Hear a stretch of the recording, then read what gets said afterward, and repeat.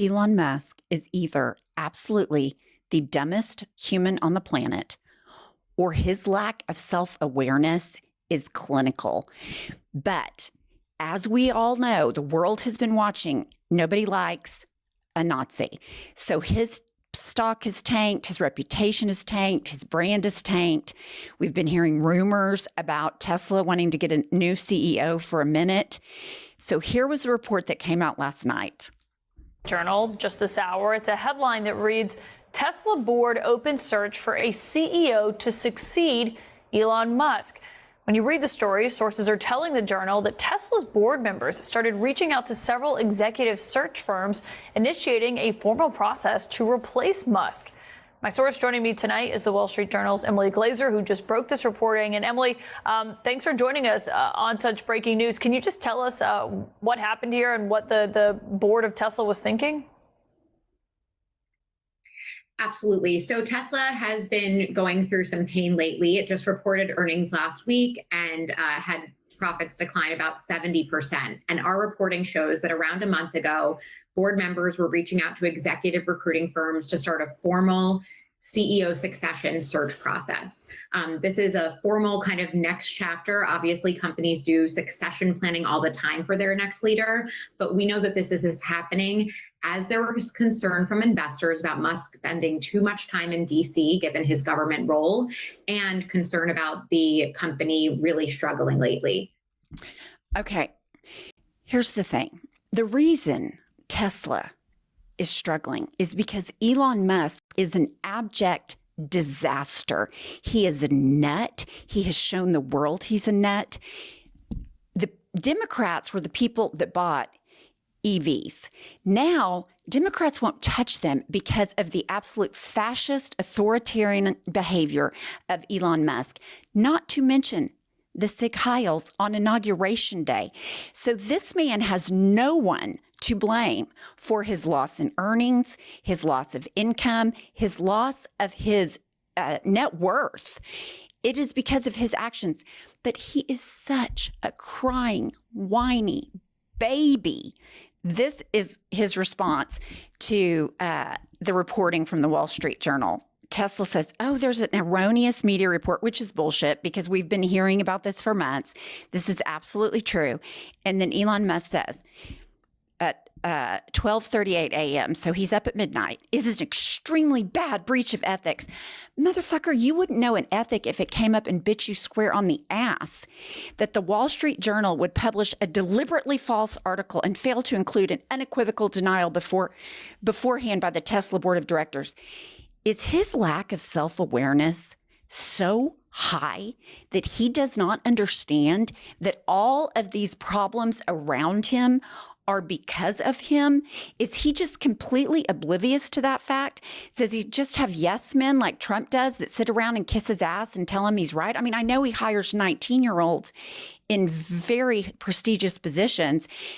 Are they just so naive they kiss his ass? Because this man is single-handedly responsible for his own demise and is acting like it's unethical for people to report about it. These free speech absolutists, cut me some slack. Okay. And then another tweet that he made. Okay. So then his next tweet is, the Wall Street Journal is a discredit to journalism.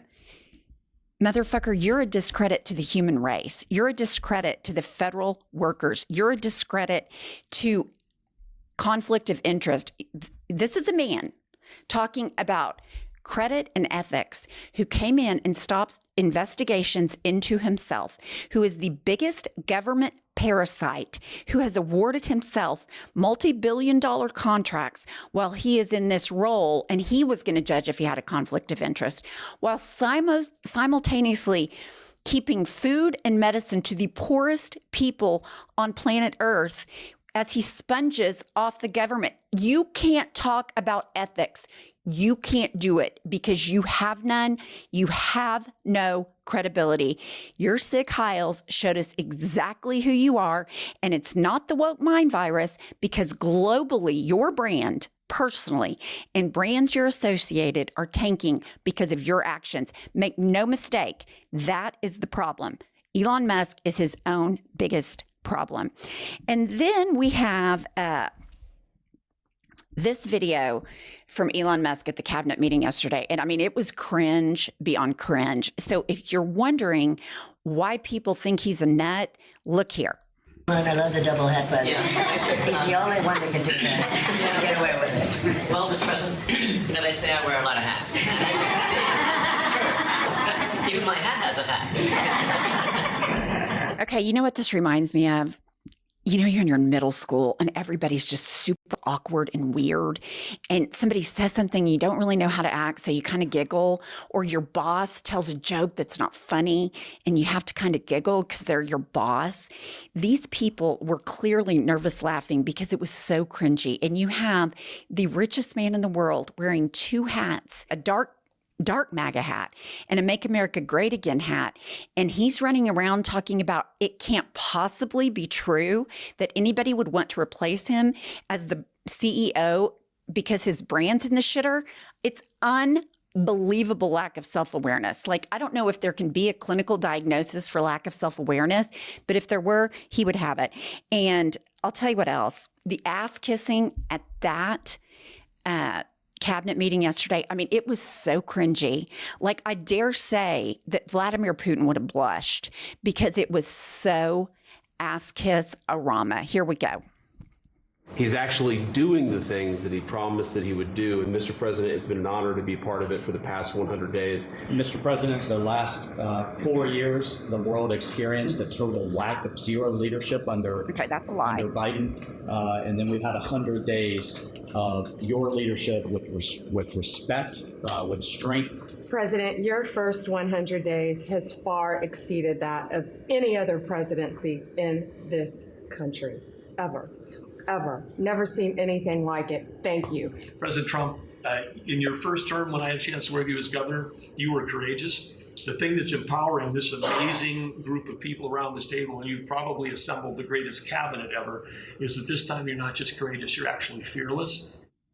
I mean, come on. That is nauseating. The fact that Donald Trump would sit there and allow that level of bullshit when universally you can't go anywhere outside of the right-wing media that doesn't say that the Trump first 100 days trashed due process and human rights. We're on a global watch list for tourists because of the behavior of this administration. You've got Pam Bondi saying that he saved 3/4 of the United States citizens from fentanyl. What a bunch of horseshit. All of this stuff, I mean, he's snatching people off. He's sending them to concentration camps. The economy is in the shitter. China has told him to go fuck himself when it comes to these tariffs. We're getting ready to have empty shelves, full-blown recessions coming, and they're sitting there kissing his ass. And he loves it. And I don't know what's worse, the fact that he loves it or that they're willing to do it. They are willing to debase themselves. They're willing to lie. They are willing to make themselves have no credibility, no spine, no conviction for a man that is an authoritarian. Are they so in love with power? How can they just run away from democracy like this and plant their lips squarely on his ass? It's gross. One thing I wanted to point out, though, because I thought this was interesting. This is the United States of America's cabinet at this moment, and they have hats in front of them. Some say, Make America Great Again. Some say, Gulf of America. Dare I say that the United States government paid for these hats from the Trump grift shop, and I'm sure they were made in China. The Gulf of America is a grift. He's immediately grifted off it. Like, I've never seen grifting. I have never seen such an absolute demonstrative shithole. Like, Americans should be embarrassed. Trump should be embarrassed. Like, I don't know how he wasn't embarrassed. I don't know how the people that are saying this crap are not embarrassed. This is absolutely ridiculous. I think even Fox News had a clip on that said, okay, the big accomplishments for Trump was they changed the name from Gulf of America and he released the JFK files. Okay, Epstein files, where are they? Still don't see those, and we know why.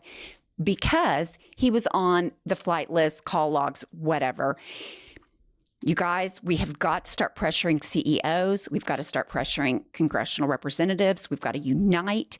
We've got to stand up against authoritarianism. Stick with us. We're trying to get to 1 million subscribers.